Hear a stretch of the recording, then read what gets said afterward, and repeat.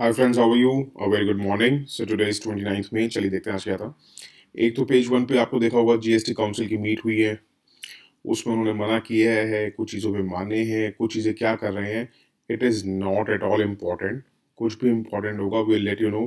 But इस चीज़ की news की आप नोट्स मत बनाइएगा। जो अपने आप नोट्स बनाते हैं न्यूज़ पढ़ के, इन चीज़ों के नोट्स मत बनाइएगा। इसमें बेसिकली इस टाइम अगर आप न्यूज़ चैनल्स देखते हैं तो इस पे कल 2 घंटे बहस चली है। एक राहुल गांधी की केस की और एक इसकी जो राहुल गांधी ने प्रेस कॉन्फ्रेंस की थी। तो इन चीज़ों के ऊपर मत जाइएगा। ये बेसलेस और सेंसलेस इश्यूज हैं। तो इनकी न्यूज़ मत बनाइएगा आप। उस वक्त किसी पेज पे कुछ नहीं था। एडिटोरियल पे आते हैं। ओलंपिक्स इन जापान 2 महीने के अंदर अंदर पता चल जाएगा क्या होना है क्या नहीं होना है। तो इसकी बेफालतू में न्यूज़ बनाने की ज़रूरत नहीं है। एक एडिटोरियल पे था बाउंड्री नेपाल के बारे में। इतना अंदर घुस के हमें नेपाल को देखने की ज़रूरत नहीं है। हमें क्या देखना है, बाउंड्री डिस्प्यूट क्या है बिटवीन इंडिया एंड नेपाल। ये आपको मिल जाएगा 11 जनवरी के एनालिसिस में। नेपाल पॉलिटिक्स बेसिकली हमें थोड़ा बहुत मोटा मोटा तौर पे पता होना चाहिए। 26 जनवरी का सुनिए, आपको उतना पता होगा, बहुत है उतना। और एक एडिटोरियल पे था RBI transfers from contingency fund reserve.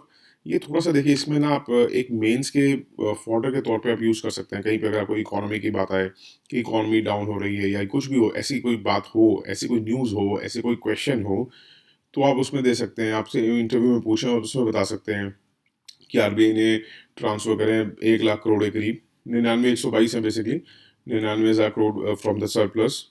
तो जैसे हम इकोनॉमी में प्रोजेक्शंस कर रहे थे कि रेवेन्यू एजम्पशन ये सब, इसको थोड़ा सा घुमा दिया है इसने। तो ये चीज़ें इंपॉर्टेंट, अगर आपको इस चीज़ में अगर आपने इंपॉर्टेंट देखना है तो ये थोड़ा सा आप देखेंगे या पढ़ेंगे अपने बेसिक्स में कि आरबीआई का कंटिजेंसी रिजर्व क्या होता है, उसकी सोर्स ऑफ इनकम्स क्या है। It will you will read it in your economy basics जब भी आप नोट्स बनाएंगे। तो इसको आप करंट अफेयर्स के नोट्स में बल्कि करने के लिए कोई ज़रूरत नहीं है। आपको हम इसलिए बताते हैं ताकि आपका जो करंट अफेयर्स के नोट्स हैं एकदम ज़्यादा से ज़्यादा क्रिस्प आए। ठीक है, तो थोड़ा सा इन चीज़ों को देखिएगा। तो ये आरबीआई ने ट्रांसफ़र की है। कंटिजेंसी फंड रिजर्व क्या है, उनके प्रॉफिट के सोर्सेज क्या हैं, वो आपको, और उस पर जो मीटिंग हुई थी बेमल जलान वाली, वो क्या है, वो आपको अपने बेसिक नोट्स में मिल जाएंगे। उसके ऊपर ज़्यादा जाने, आप अपने नोट्स उसी में बनाइएगा जब आप बेसिक्स पढ़ेंगे। इसको करंट अफेयर्स में लाने की जरूरत नहीं है। करंट अफेयर्स में आप एक मेंशन कर सकते हैं कहीं भी फॉर्डर के तौर पे कि आरबीआई ने, जब हम कह रहे हैं कि कोविड-19 के टाइम पे प्रोजेक्शन जो चल रही है इकोनॉमी की रेवेन्यू एजम्पशन को लेके, तो आरबीआई का रेवेन्यू बढ़ा है और उसने 99,122 करोड़ 99,122 करोड़ जो है सेंटर को ट्रांसफर किए हैं। दैट्स इट, इतना ही लिखेगा। एक ही लाइन की जरूरत होगी इसको लिखने की, और बढ़ा चढ़ा के और कुछ नहीं लिखना आपको। एक ना एडिटोरियल पे आज आपने देखा होगा, कैपिटलिस्ट वर्सेस ह्यूमनिस्ट वाली अप्रोच थी। ये क्या है कि इस पे डायरेक्ट आप पे क्वेश्चन नहीं आएगा। इसको क्या है, आपको एक बात समझनी होगी। जब आप यूपीएससी में आए हैं, आप आईएएस का एग्जाम दे रहे हैं, वो आपसे क्या एक्सपेक्ट करते हैं कि आप डिफरेंट डिफरेंट डिफरेंट डॉट्स को जोड़ें। ठीक है, आप सोचेंगे कि इसको इकोनॉमी वाले पेपर में डाल देते हैं, पेपर में, ठीक है, जीएस के जो इकोनॉमी सेक्शन है उसमें डाल देते हैं। ऐसा नहीं होगा। इसको आपको डिफरेंट डॉट से कनेक्ट करना होगा। जैसे अगर आप पे ट्रिप्स के ऊपर क्वेश्चन आता है या वैक्सीन के ऊपर क्वेश्चन होता है कि इतनी महंगी वैक्सीन मिल रही हैं और फिर गवर्नमेंट को स्टेप लेना पड़ रहा है और फिर गवर्नमेंट इनएफिशिएंट हो रही है इन चीज़ों में, तो आप ये पॉइंट लिख सकते हैं कैपिटलिस्ट का इस मामले में। तो इसमें क्या है, आपको ना डॉट्स, अलग अलग तरीके की डॉट्स जोड़नी होगी। एज इट इज इसको आप एक इंडिविजुअल क्वेश्चन लेके देखें कि ये कैपिटलिस्ट वर्सेस ह्यूमनिस्ट क्वेश्चन आ जाएगा, उसमें हम ये आंसर लिख दें, ऐसा नहीं होगा। ऐसे नहीं चलेगा। आपको डिफरेंट अप्रोच लेनी होगी कि आपको देखना होगा कि ये कैसे कैसे क्वेश्चन है जिसमें इसमें मैं इसको एज ए फॉर्डर यूज कर सकता हूँ। ठीक है, जैसे उसमें इसमें कहा है कि बेसिकली ये जो कोविड-19 ने हमें दिखा दिया है, there is a clash between humanity and principles जो गाइड करते हैं कैपिटलिज्म को। क्योंकि क्या है, कैपिटलिस्ट जो है ना, वो ये इंसिस्ट करेगा कि प्राइवेट प्रोड्यूसर्स जो है वो प्रॉफिट बनाएं वैक्सीन से, क्योंकि उनको नहीं तो कंपनसेशन ही नहीं मिलेगा for investing in research and production. वो ये नहीं देखते कैपिटलिस्ट कि जो आपने रिसर्च करी है बहुत बार, और कोविड केसेस में अगर देखें तो गवर्नमेंट ने ही आपको फंड किया है। और गवर्नमेंट के पास फंड्स कहाँ से आते हैं? From the tax payers. ठीक है। दूसरा क्या है, if the prices they charge, अगर वो प्राइस चार्ज करते हैं, अगर आपकी गवर्नमेंट के ऊपर बात आती है कि गवर्नमेंट कैसे फंसी हुई है, तो उसमें आप लिखेंगे कि प्राइस जो ये चार्ज करेंगे, अगर वो पुअर के रीच से बढ़कर है, तो क्या होगा, मोरली उनके कोई स्टैंड नहीं होगा, ठीक है? क्योंकि मोरली अगर आप कैपिटलिस्ट की बात करेंगे, तो वो कहते हैं कि हम लॉस पे काम नहीं करेंगे, अगर प्रॉफिट हो रहा है तो ठीक है, नहीं तो नहीं करेंगे। तो उस केस में क्या होता है कि गरीबों की रक्षा के लिए गवर्नमेंट को स्टेप इन करना पड़ता है। वो प्राइवेट प्रोड्यूसर से परचेज करती है और सब्सिडाइज करके सेल करती है पुअर पीपल को। अब इसमें क्या है, गवर्नमेंट को इसके लिए पैसा चाहिए। अब पैसा कहाँ से आएगा? टैक्सेस लगाने से आएगा प्राइवेट कंपनीज पे। अब प्राइवेट कंपनीज क्या हैं, अगर वो भी लोअर टैक्सेस के लिए गवर्नमेंट को प्रेस करेंगे, भैया कोविड जैसी सिचुएशन है, हमारे को टैक्सेस कम करो, ताकि उनकी इन्वेस्टमेंट, या तो ये इस वजह से कहेंगे, या कहेंगे कि हमारी इन्वेस्टमेंट, अगर नहीं तो हम इन्वेस्टमेंट ही नहीं करेंगे, अगर हमें इतना टैक्सेस लगाओगे तो इन्वेस्टमेंट भी हमें अट्रैक्ट करनी पड़ेगी, तो इसलिए हम उनको लोअर टैक्सेस लगाएंगे। हमें दोनों तक की बात माननी पड़ेगी, तो हमारा क्या होगा कि हमारे दोनों हाथ बन जाएंगे गवर्नमेंट के। अब ऐसे टाइम पे क्या होगा, गवर्नमेंट के जब दोनों हाथ बन गए, तो सिटीजन्स उनको पब्लिक सर्विसेज ब्रेकडाउन के लिए ब्लेम करेंगे, जो इस सिनेरियो में हो रहा है। तो क्या होता है कि अब आपने समझ लिया ये क्या लिखा है इसमें। अब आप इस पे कहीं एक्सपेक्ट नहीं कर सकते कि इसको मैं किसी क्वेश्चन में, आपके पास डायरेक्ट क्वेश्चन आएगा या आप डायरेक्ट आंसर लिखेंगे इसका। ये क्या होगा, जैसे आप पे ट्रिप्स वेवर पे आएगा या किसी भी चीज पे आएगा ना, वहां इसको घुसा देना। कहीं ना कहीं जहाँ पे भी वैक्सीन को लेके, वैक्सीन प्राइसिंग को लेके, गवर्नमेंट इनएफिशिएंसी को लेके, कहीं भी हारो, वहां इसको डाल दो।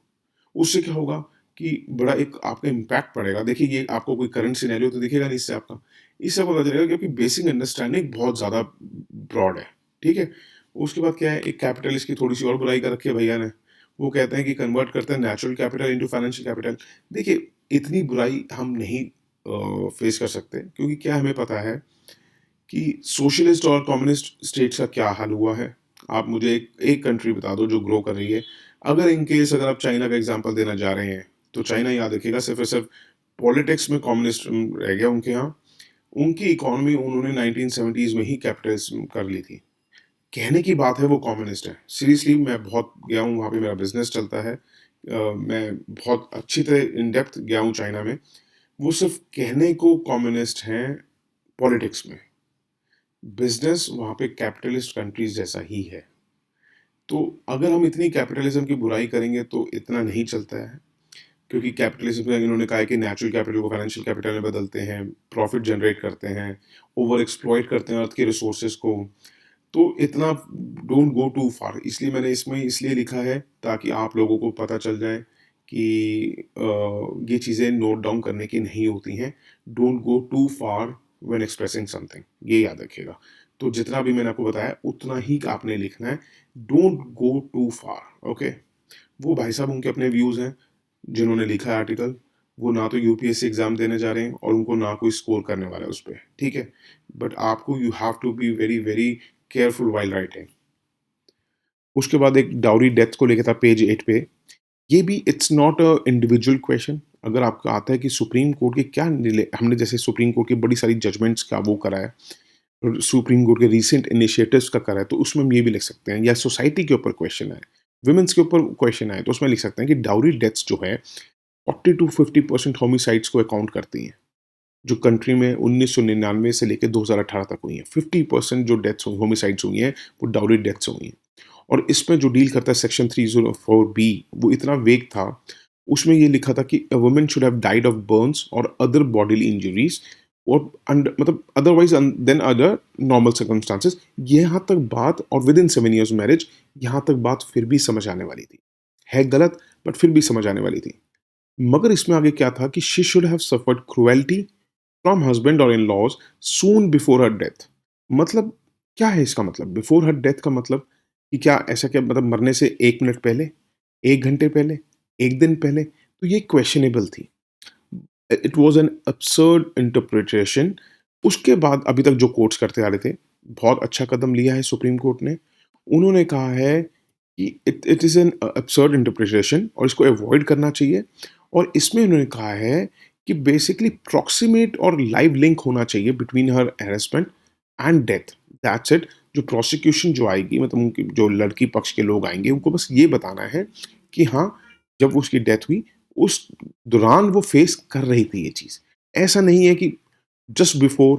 तो ये बड़ा अच्छा स्टेप लिया है सुप्रीम कोर्ट ने अबाउट फॉर द वुमेन। और याद रखिएगा, जब भी ये क्वेश्चन इंडिविजुअली आपसे नहीं आएगा, आप लॉ का एग्ज़ाम नहीं दे रहे हैं, आप जुडिशरी का एग्ज़ाम नहीं दे रहे हैं, आपको नहीं आएगा, बट कहीं भी सोसाइटल इश्यूज़ होंगे, तो आप ये सेक्शन 304 भी मेंशन कर सकते हैं। उसके बाद सुप्रीम कोर्ट ने कहा है कि it is an absurd interpretation, उसमें ऐसा कुछ नहीं है कि एकदम बिफोर डेथ हमें ये थोड़ा-सा केयरफुल होके देखना होगा, दैट्स इट। थोड़ा-सा ऐसे लिखिएगा। पेज 13 पे रवांडा एंड फ्रांस का था, हमने 28th में के एनालिसिस में बहुत अच्छी तरह देख लिया, उससे ज़्यादा करने की ज़रूरत नहीं है। अब देखते हैं थोड़ा-सा आज हर देश देखो माफ़ी माँगने में लगा हुआ है, बहुत अच्छी चीज़ है।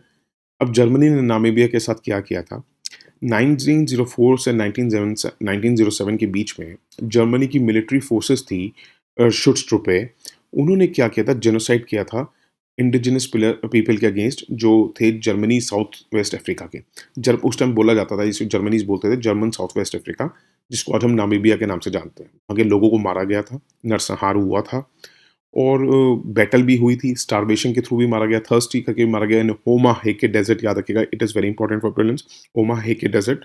और फोर्स्ड लेबर भी कराई गई, माल न्यूट्रिशन, सेक्सुअल वायलेंस भी किया और बेसिकली वो क्या कर रहे थे, अपनी वहाँ के लोगों को वहाँ से भगाना चाह रहे थे ताकि उनको उस जगह का एक्सेस मिल जाए। अब क्या है, कहते हैं हिस्टोरियंस कहते हैं कि 80,000 से करीब लोग मरे थे और कंफर्म नहीं कर सकते हम ये नंबर्स, मगर कहते हैं 80% हिरोरो पीपल मरे थे और 50% नामा। तो आपसे अगर पूछा जा सकता है तो ये पूछा जा सकता है, जैसे कल हमने देखा था हुतूस एंड तुत्सी, तो हुतू एंड तुत्सी आपको दे सकते हैं कंपैरिजन में मिसमैच करके और साथ में आपको हेरेरो और नामा भी जोड़ सकते हैं, मतलब A B C D option दे दी, सामने कंट्रीज लिख दी मिसमैच करके। अब आपको बताना है कि कौन कौन सी ठीक है, याद रखिएगा हेरेरो एंड नामा। नामा नामीबिया से याद रहेगा आपको इजीली, हेरेरो याद रखना बस थोड़ा सा, ठीक है। हेरेरो हीरो के नाम से याद रख सकते हैं, हीरो मेरा नाम है, ऐसे आप मैं बता रहा हूँ आपको, ठीक है। और कहते हैं आज भी काफ़ी पोर्शन जो है अरेबल लैंड का still owned by the descendants of the German settlers Namibia में, ठीक है। हेरेरो, नामा, ओमाहे डेज़र्ट, ये ही ज़्यादा थोड़ा याद रखने की ज़रूरत है, जर्मनी ने किया था। और थोड़ा-सा मैप देख लीजिए इसका, this is Namibia, south west Africa के पास है, साउथ अफ्रीका के ऊपर है और ये नामीबिया है, विंडहोक इसकी जो कैपिटल है, बॉर्डरिंग इसकी बोट्सवाना है, ज़ामीबिया भी है, अंगोलो भी है, ज़िम्बाब्वे भी है, तो ठीक है, आई होप आपको समझ आ गया होगा। So that's it for today and I hope you have a good day now and चलिए that's it, thank you, have a good day, bye, take care.